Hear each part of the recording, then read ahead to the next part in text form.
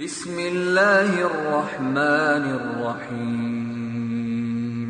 الحمد لله الذي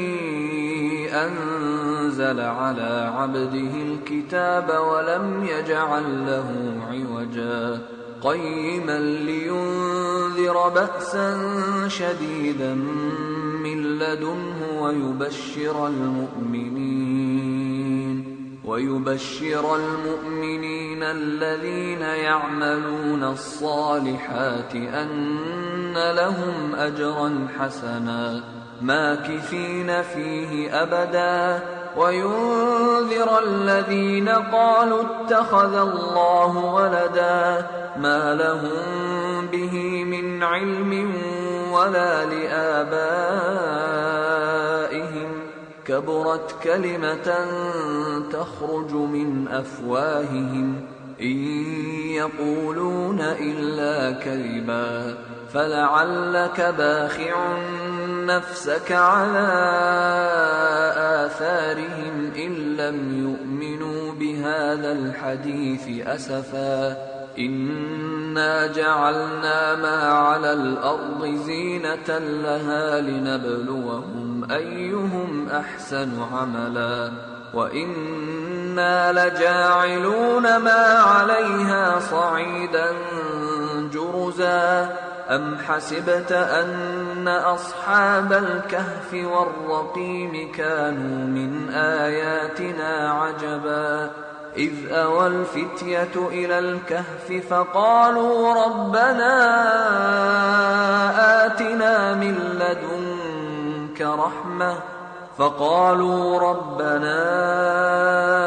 آتنا من لدنك رحمة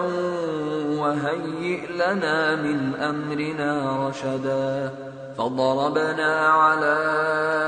آذانهم في الكهف سنين عددا ثم بعثناهم لنعلم أي الحزبين أحصى لما لبثوا أمدا نحن نقص عليك نبأهم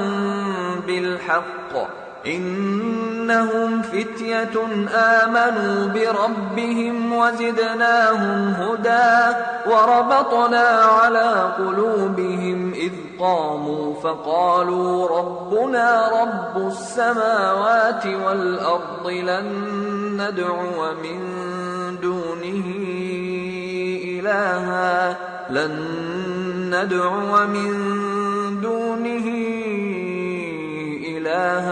لقد قلنا إذا شططا هؤلاء قومنا اتخذوا من دونه آلهة لولا يأتون عليهم بسلطان بين فمن أظلم ممن افترى على الله كذبا وإذ اعتزلتموهم وما يعبدون إلا الله فأووا إلى الكهف ينشر لكم ربكم من رحمته ويهيئ لكم من أمركم مرفقا وترى الشمس إذا طلعت تزاور عن كهفهم ذات اليمين وإذا غربت تقرضهم ذات الشمال وهم في فجوة منه ذلك من آيات الله من يهد الله فهو المهتد ومن يضلل فلن تجد له وليا مرشدا وتحسبهم أيقاظا وهم رقود ونقلبهم ذات اليمين وذات الشمال وكلبهم باسط ذراعيه بالوصيد لو اطلعت عليهم لوليت منهم فرارا ولملئت منهم رعبا وكذلك بعثناهم ليتساءلوا بينهم قال قائل منهم كم لبثتم قالوا لبثنا يوما أو بعض يوم قالوا ربكم أعلم بما لبثتم فابعثوا أحدكم بورقكم هذه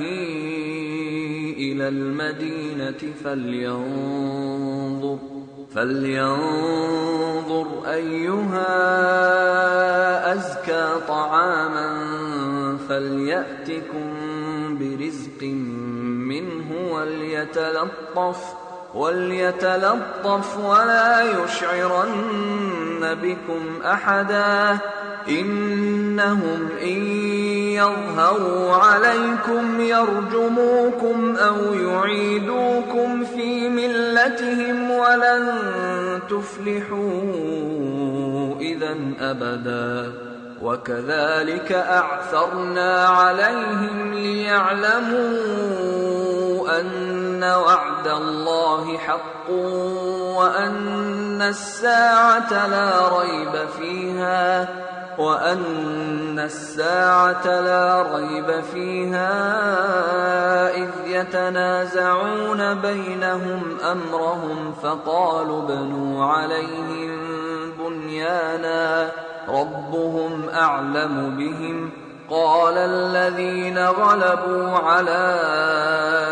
أمرهم لنتخذن عليهم مسجدا سيقولون ثلاثة رابعهم كلبهم ويقولون خمسة سادسهم كلبهم رجما بالغيب ويقولون سبعة وثامنهم كلبهم قل ربي أعلم بعدتهم ما يعلمهم إلا قليل فلا تمار فيهم إلا مراء ظاهرا ولا تستفت فيهم منهم أحدا ولا تقولن لشيء إني فاعل ذلك غدا إلا أن يشاء الله واذكر ربك إذا نسيت وقل عسى أن يهديني ربي لأقرب من هذا رشدا ولبثوا في كهفهم 300 سنين وازدادوا 9 قل الله أعلم بما لبثوا له غيب السماوات والأرض أبصر به وأسمع ما لهم من دونه من ولي ولا يشرك في حكمه أحدا واتل ما أوحي إليك من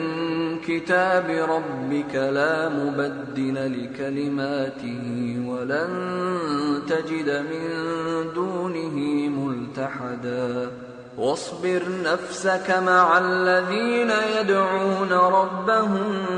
بالغداة والعشي يريدون وجهه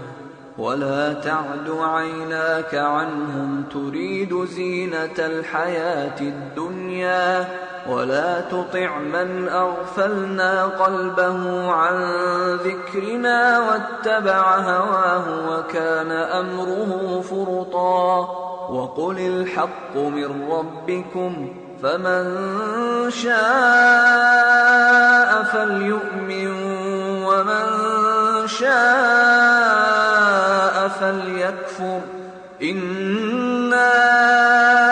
أعتدنا للظالمين نارا أحاط بهم سرادقها وإن يستغيثوا يغاثوا بماء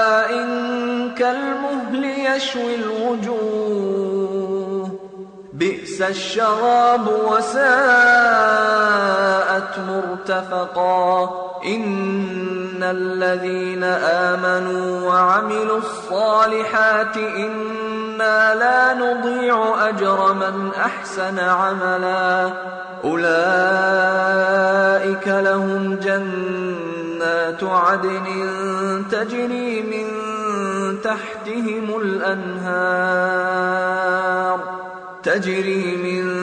تحتهم الأنهار يحلون فيها من أساور من ذهب ويلبسون ثيابا خضرا من سندس واستبرق متكئين فيها على الأرائك نعم الثواب وحسنت مرتفقا واضرب لهم مثلا الرجلين جعلنا لأحدهما جنتين من أعناب وحففناهما بنخل وجعلنا بينهما زرعا كلتا الجنتين آتت أكلها ولم تظلم منه شيئا وفجرنا خلالهما نهرا وكان له ثمر فقال لصاحبه وهو يحاوره أنا أكثر منك مالا وأعز نفرا ودخل جنته وهو ظالم لنفسه قال ما أظن أن تبيد هذه أبدا وما أظن الساعة قائمة ولئن رددت إلى ربي لأجدن خيرا منها منقلبا قال له صاحبه وهو يحاوره أكفرت بالذي خلقك من تراب ثم من نطفة ثم سواك رجلا لكن هو الله ربي ولا أشرك بربي أحدا ولولا إذ دخلت جنتك قلت ما شاء الله لا قوة إلا بالله إن ترني أنا أقل منك مالا وولدا فعسى ربي أن يؤتيني خيرا من جنتك ويرسل عليها حسبانا من السماء فتصبح صعيدا زلقا أو يصبح ماؤها غورا فلن تستطيع له طلبا وأحيط بثمره فأصبح يقلب كفيه على ما أنفق فيها وهي خاوية على عروشها ويقول يا ليتني لم أشرك بربي أحدا ولم تكن له فئة ينصرونه من دون الله وما كان منتصرا هنالك الولاية لله الحق هو خير ثوابا وخير عقبا واضرب لهم مثل الحياة الدنيا كماء أنزلناه من السماء فاختلط به نبات الأرض فأصبح هشيما تذروه الرياح وكان الله على كل شيء مقتدرا مقتدرا. المال والبنون زينة الحياة الدنيا، والباقيات الصالحات خير عند ربك ثوابا وخير أملا. ويوم نسير الجبال وترى الأرض بارزة وحشرناهم فلم نغادر منهم أحدا. وعرضوا على ربك صفا لقد جئتمونا كما خلقناكم أول مرة بل زعمتم أن لن نجعل لكم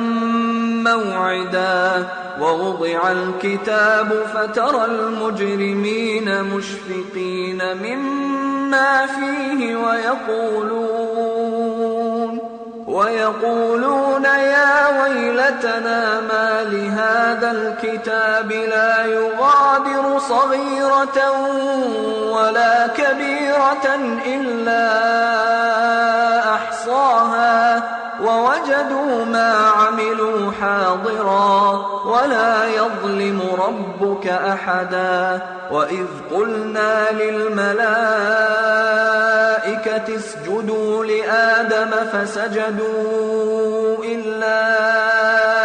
إبليس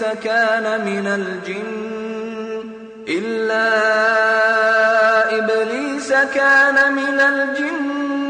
ففسق عن أمر ربه أفتتخذونه وذريته أولياء من دوني وهم لكم عدو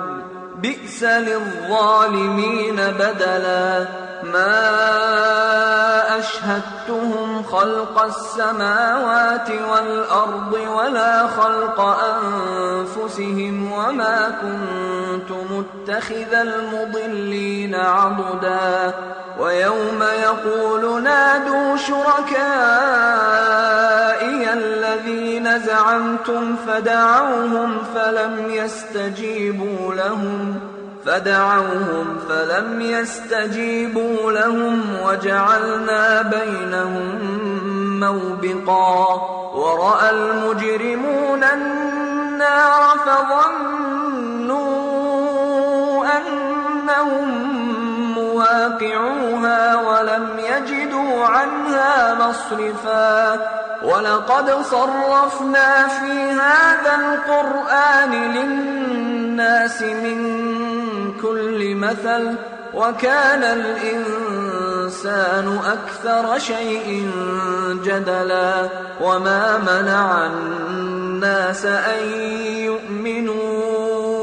إذ جاءهم الهدى ويستغفروا ربهم إلا أن تأتيهم سنة الأولين أو يأتيهم العذاب قبلا. وما نرسل المرسلين إلا مبشرين ومنذرين ويجادل الذين كفروا بالباطل ليدحضوا به الحق واتخذوا آياتي وما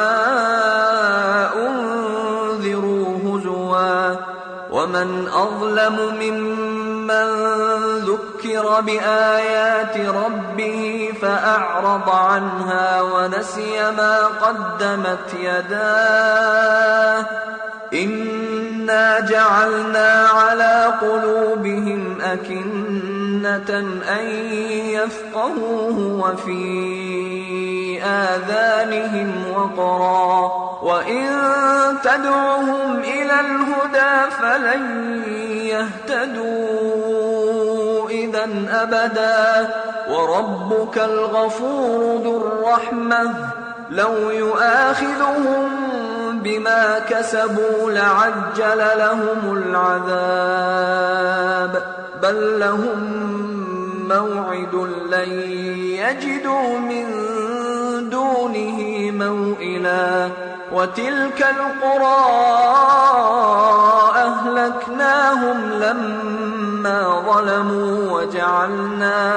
وجعلنا لمهلكهم موعدا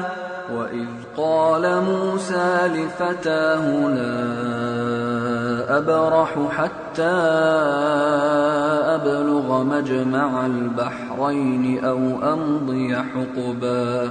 فلما بلغا مجمع بينهما نسيا حوتهما فاتخذ سبيله في البحر سربا فلما جاوزا قال لفتاه آتنا غداءنا لقد لقينا من سفرنا هذا نصبا قال أرأيت إذ أوينا إلى الصخرة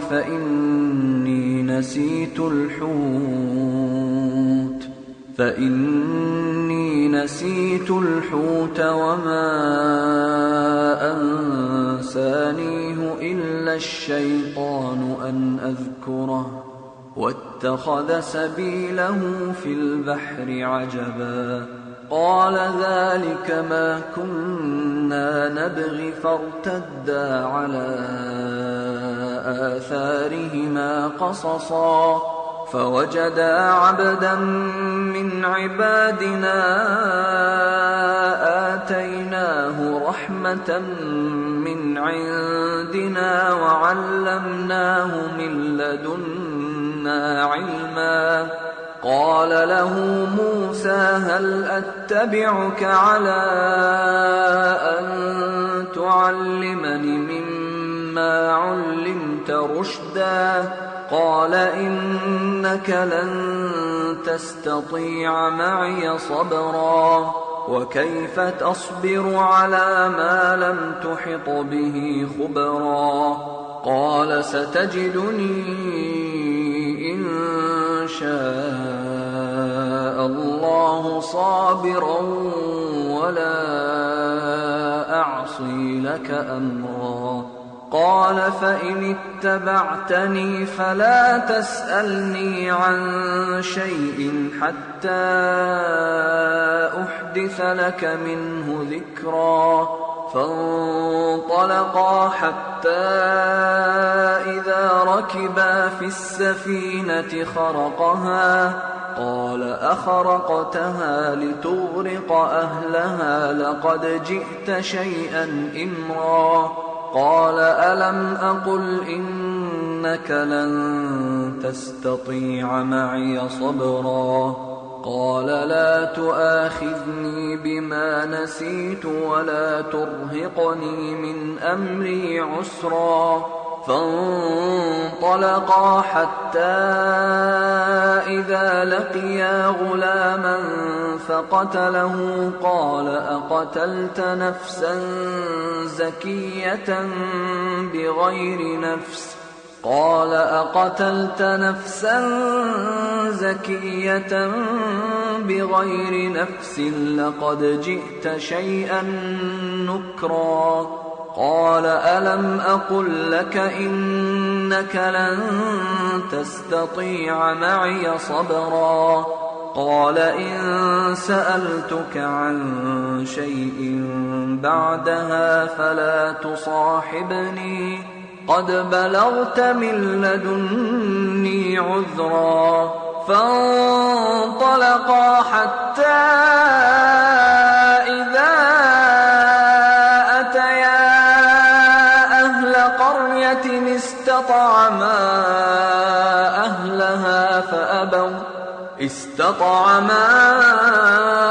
أهلها فأبوا أن يضيفوهما فوجدا فيها جدارا يريد أن ينقض فأقامه قال لو شئت لاتخذت عليه أجرا قال هذا فراق بيني وبينك سأنبئك بتأويل ما لم تستطع عليه صبرا أما السفينة فكانت لمساكين يعملون في البحر فأردت أن أعيبها وكان وراءهم ملك يأخذ كل سفينة غصبا. وأما الغلام فكان أبواه مؤمنين فخشينا أن يرهقهما طغيانا وكفرا، فأردنا أن يبدلهما ربهما خيرا منه زكاة وأقرب رحما. وأما الجدار فكان لغلامين يتيمين في المدينة وكان تحته كنز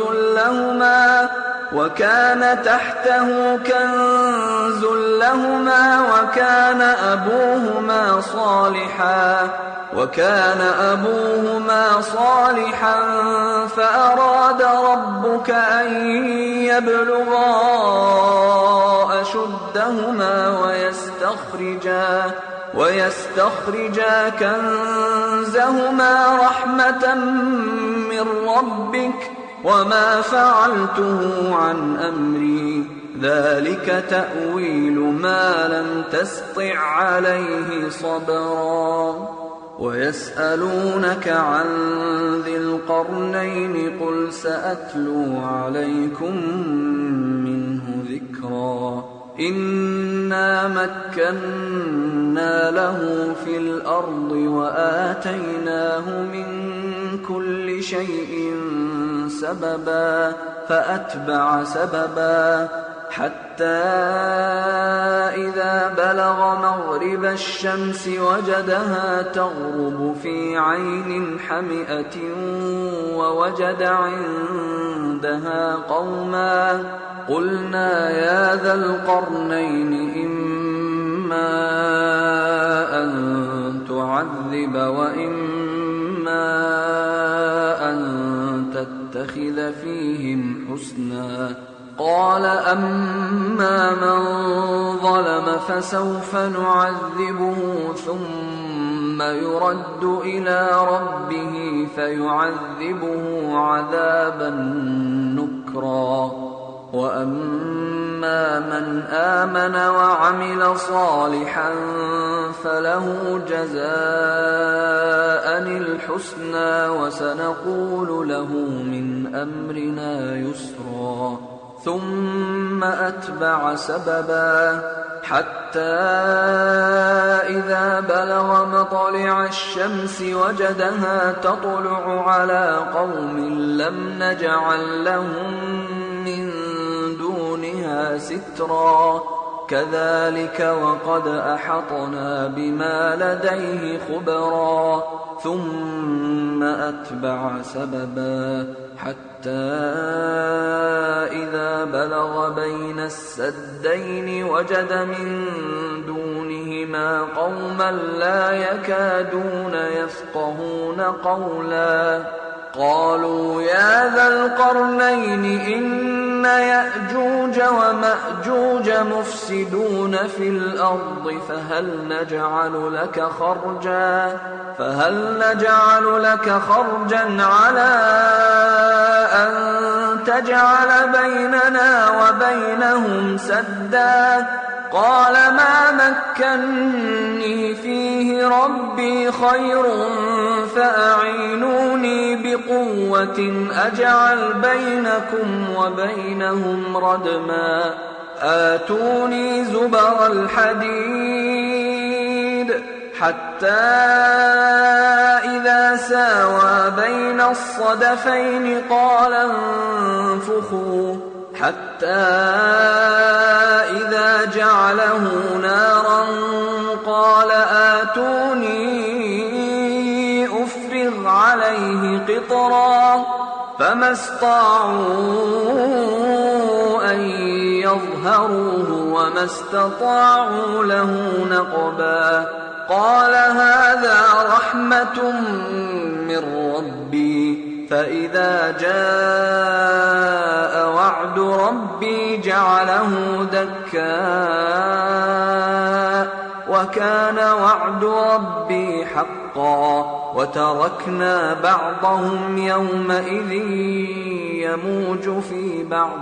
ونفخ في الصور فجمعناهم جمعا وعرضنا جهنم يومئذ للكافرين عرضا الذين كانت أعينهم في غطاء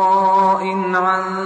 ذكري وكانوا لا يستطيعون سمعا أفحسب الذين كفروا أن يتخذوا عبادي من دوني أولياء إنا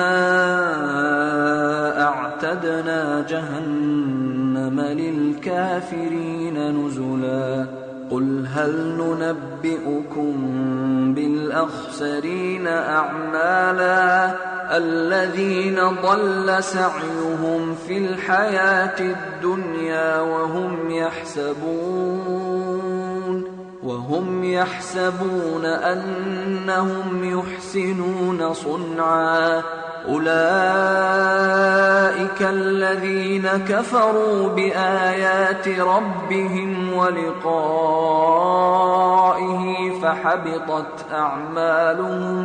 فحبطت أعمالهم فلا نقيم لهم يوم القيامة وزنا ذلك جزاؤهم جهنم بما كفروا واتخذوا آياتي ورسلي هزوا إن الذين آمنوا وعملوا الصالحات كانت لهم جنات الفردوس نزلا خالدين فيها لا يبغون عنها حولا قل لو كان البحر مدادا لكلمات ربي لنفد البحر قبل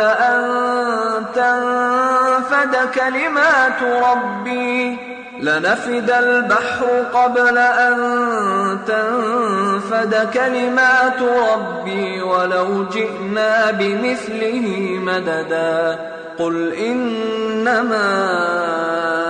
أنا بشر مثلكم يوحى إلي أنما إلهكم إله واحد فمن كان يرجو لقاء ربه فليعمل عملا صالحا